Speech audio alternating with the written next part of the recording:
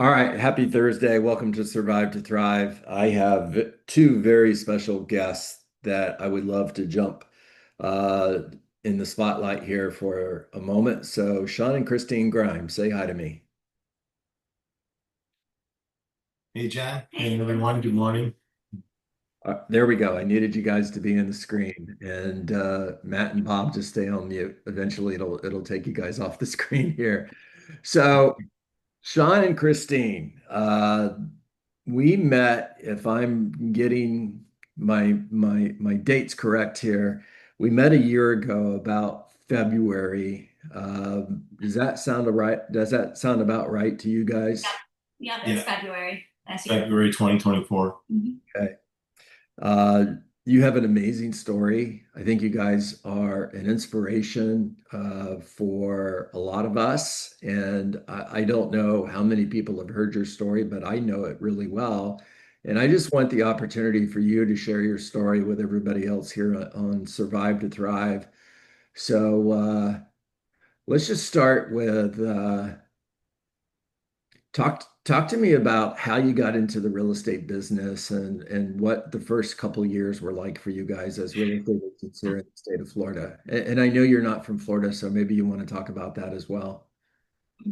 You want to start out? Sure. Yeah, so we're originally from Rochester, New York, upstate New York. We had a contracting business. We had some rental property, and we decided to sell everything and move to Florida. Get licensed. Yeah, get licensed here in Florida, and we love real estate. So we decided to move down here and become real estate agents. We love the property management end of our rental properties and just the whole idea of being fully entrenched in real estate. So we got licensed, moved down here in 2022. We did join another brokerage. We floundered for about close to the first 2 years of being in the business. Joined EXP in February 2024 after speaking with John, and it's been great ever since. Um, so I would say we've been really fully entrenched in real estate now for the first little bit over a year, and together we've done close to 7 million this year in gross commissions. And my wife and I are a we're a self-organized team. We do have a team name, so we run separately as far as capping and being able to icon.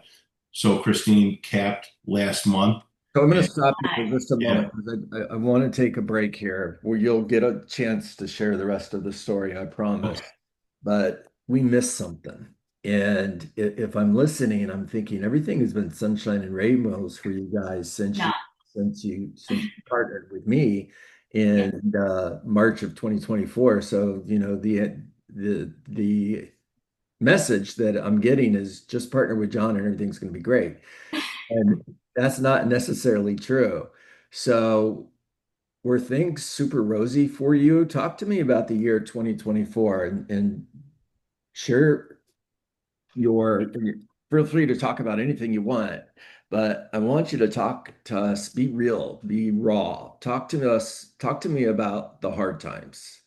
Well, when we first moved down here and started in real estate, like Sean mentioned, we did flounder quite a bit. We had to make some decisions that, affected us as a family unit because we needed a little bit of a salary to help bridge the gap. We were going through our savings quite a bit. So, it definitely took a toll emotionally, financially, a lot of stress. Um, so we continued to do everything we could to keep going because we kept telling people kept telling us don't give up, like just keep with it, like you just gotta really like find where you fit, where that support is, what feels right. We did meet with you, and the first year it wasn't an instant fix. It was a lot of putting your head down, finding where we could start bringing business in, working as a unit, and just getting in there in long hours, so, and then we slowly started, as long as we stayed persistent and we saw that we were putting the work in, we slowly started to gain our confidence and start to get traction. Okay, So so I have a question on that. So you started in March of 2024. You guys are grinding. I mean, I was right there with you. We had weekly coaching calls. I know how hard things were. Uh, we've all been through tough times. We've all had those nights where we stay awake at night wondering how are we going to pay the bills? yeah, And we start questioning ourselves and, am I on the right path? yeah. Is real estate right for me? Should I go get a job? And you said you started to gain some traction. So when was that? And if you were to say, what's one thing that caused you to have that breakthrough that created traction for you? What was that? That's a really good question. I would say at the end of, well, like right going into March is when we started to really see like, I would say it was right on the cusp of 2024 and 2025, yeah, coming into the new year. It was all the hard work we did the year yeah, before, all the prospecting, all the open houses, yeah. and the nurturing of the people that we were putting in our database, that's when deals actually started coming to the closing table.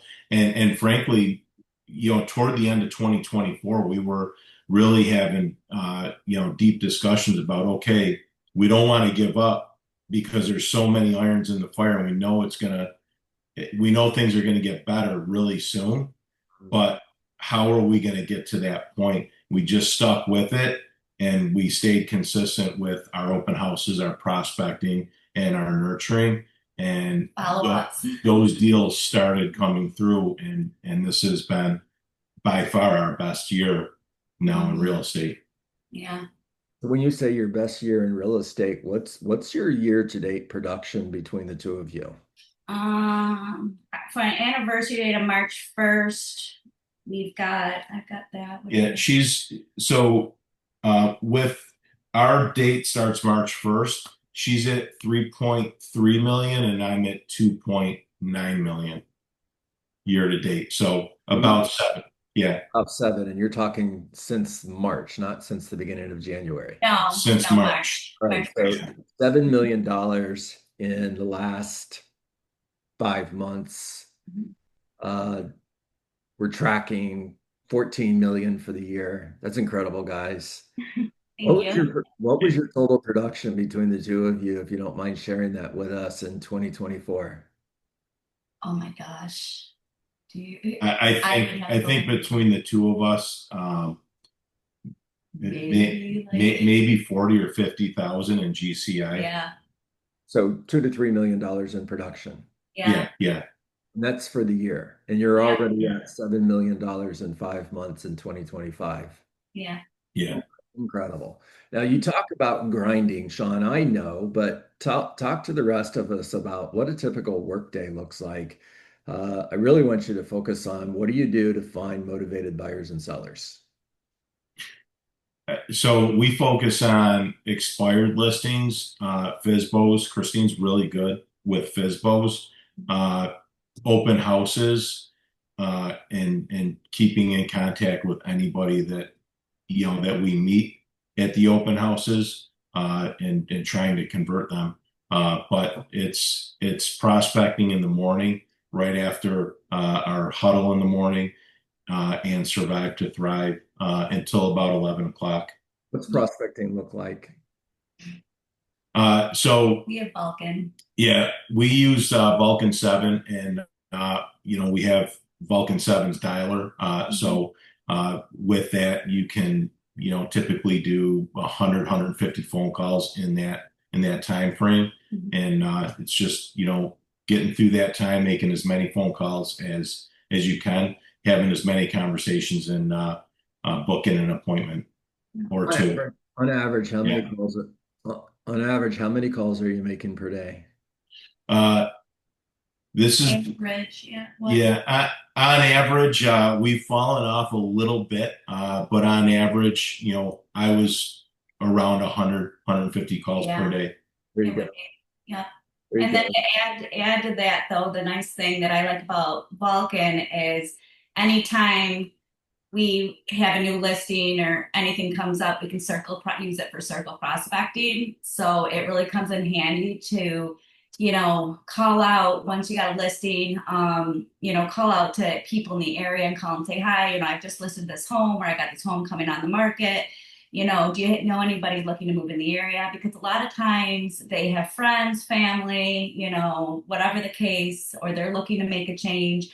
So you get a lot of touches in that way. I invite them to my first open house. I have an open house this weekend. Please come in, come see it, bring somebody through, so that's also a really nice feature that I take quite a bit advantage of.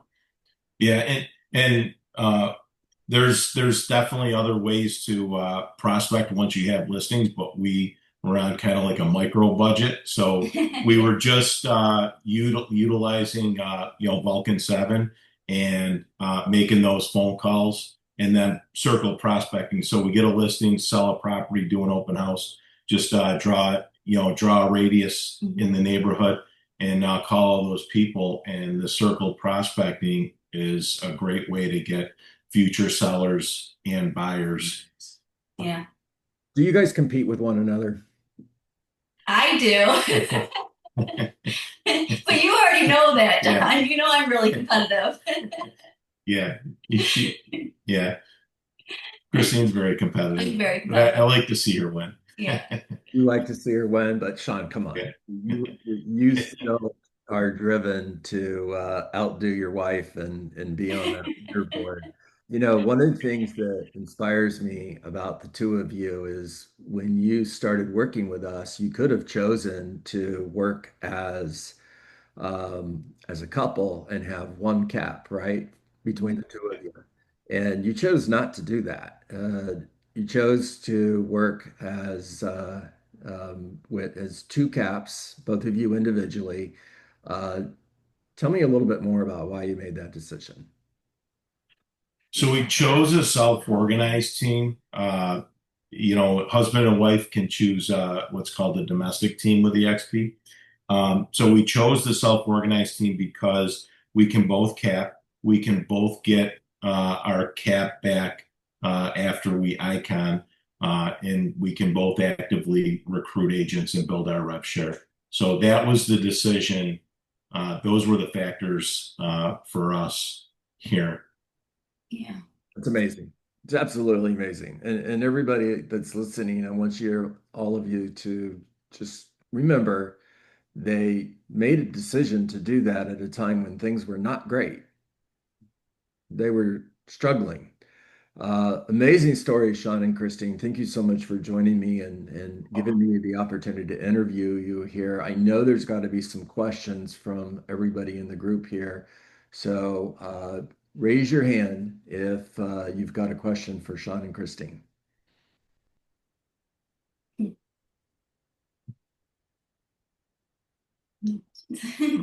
Right? I was just sitting there thinking, what the heck? Okay, let's go, Matt. Let's go, Matt Kemps. Was Vulcan the only thing you guys have used, or have you looked at other ones too? We've used RedX, Mojo, and Vulcan, but we just like Vulcan. There's things that we feel that it has to offer that is just better. And like between RedX and Vulcan, when we were looking at the two, I really dive into numbers. And when you get done with the add-ons, you get the dialer with Vulcan, so it just made sense. Plus, you can do up to 2,000 searches per week when you're circle prospecting with Vulcan. So it just seemed like a no-brainer. Got it. And then do you take that and then do you API it back to a CRM, or do you just work out of Vulcan? We just work it out of Vulcan, and we have two ways of follow-ups. If it's a pretty hot prospect, we just put it on our CRM and then we start following up through our CRM. But we use a 10-folder system in Vulcan. Okay. So we call them 9 times, drop them the 10th folder. But with that being said, if we have someone that hangs up on us, says they're not selling, we just put them in a follow-up for the next month or the next couple of weeks. It just depends on the conversation. Most of the time, they don't even remember you. So when they hang up or something, like if you call them in a couple more weeks, they don't even remember hanging up Yeah. on Yep. us. If they're mean, they just go in like a 2 or 3 week follow up and they don't remember who we are. Yeah. Yep. Love that. Okay, Yeah. let's go, Sean. Tyann, you're on deck. Yeah, I really liked the fact that you guys uh stayed on signal. I know that's something that came in earlier. Like you chose, like we're gonna do these things, expired, FISBO, and then do open houses, and that's what I do. Open houses. I find them uh once I'm in front of the client, I'm really good. Getting them to me, that's why I do the open houses. So with that in mind, what do you guys do for your open houses? How many signs do you put out? When do you put them out? Do you put out signs? How do you get the word out? Do you do circle prospecting? What else do you do to make your open houses successful?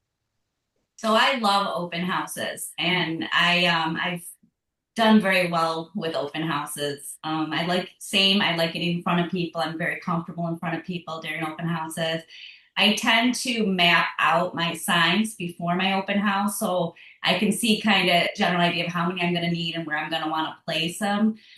So it really depends on the house and where it's located. But yeah, I look ahead of time and really plan that to see what I need to bring with me and then go that way. And then it's just a matter of marketing, getting out. We've got some, vendors and stuff we work with that market on their website. And then, of course, our marketing and then just get it on the MLS. And, so yeah, so it's just circle prospecting, things like Yeah. that. Yeah. How many days before the open house do you put the signs up?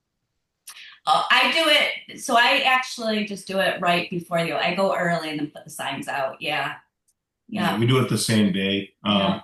In our area, there's some areas where you're not supposed to have signs. Yeah. There's other areas that the city is pretty proactive at grabbing the signs if they're out. Yeah. So we typically do them that day. Let's go, Tyann. Thank you, Sean. I'm gonna piggyback on Sean's question because my question is Joanne and I are doing open houses and we're getting really aggressive with it and we are collecting data. And one of my caveats is the food is in the follow-up, right? Like so we are currently getting lots and lots of leads. And my question is, how are you nurturing them? Are you dropping them in drip campaigns? Are you calling? Are you doing like a combo of both? What does that look like to convert someone coming in who says, "Oh, I'm interested in buying, but maybe not today. They're not the highly most motivated." Like, what would, for example, like an example follow-up kind of campaign look like for you?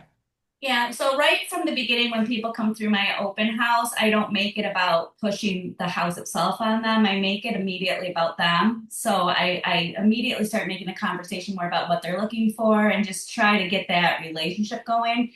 And then once they sign in and I get home, I'll send them a message thanking them for coming through, seeing if they have any more, information they need, follow up with, I know you're looking for this and this, would you like me to start sending you a couple things that I'm seeing? Normally they say yes, so even if they're kind of iffy about it, I don't really like push myself on them. And I, just continue weekly to get those touches in. Like, if somebody comes through and says, well, we're not quite ready in a couple weeks, my husband has to get through surgery. So these are things I'm writing down and notes I'm taking. So like during that week, I'll send, just want to check in. Good luck with, Bob's surgery. I'll check in with you a couple weeks later after things kind of calm down for you, just to make sure like it's not about just getting the sale, that I'm again making it known that like I care, and it has a really good amount of response I get with that. So that nurturing is really, really important, so because you don't want to just make it about selling something and pushing something on them. You really want to, if they're a little ways out, you want to nurture it quite a bit. But yeah, I get them on like text, email, just start sending them, hey, look at this. I saw this. It might catch your interest. Let me know your thoughts. So yeah. Okay. Does that answer your question? She's really Yeah. just becoming their friends almost. Yeah, I mean And all of a sudden they're working together. Yeah. That's essentially what Joanne and I are doing, and we now have follow-up boss, and we're just trying to make sure we don't lose them, right? It's easy to lose somebody, and so I was just curious if there was different strategy because that's kind of exactly what we do. So yeah, it's just we about just started it, so it's like a new thing. It works really well. I mean, the biggest thing is staying very organized. So, I mean, if they're, I usually put them in a little early. So they're like 2 to 3 months. Then I'll say, okay, well, a month. So then I put them in, that category that fits. So, but if they're saying 6 to 7 months, then I'm moving them down the line a little just because you're not going to get as many, many touches in. But, so you just, I'm a very organized person, so Sean and I have things a little different with the way we set things up. But yeah, I like to keep things right in line. Okay, guys, I got to jump in here. We have time for one more question. Carrie Jenkins, you had your hand up. If I can get you back up here, I'd love to hear from you.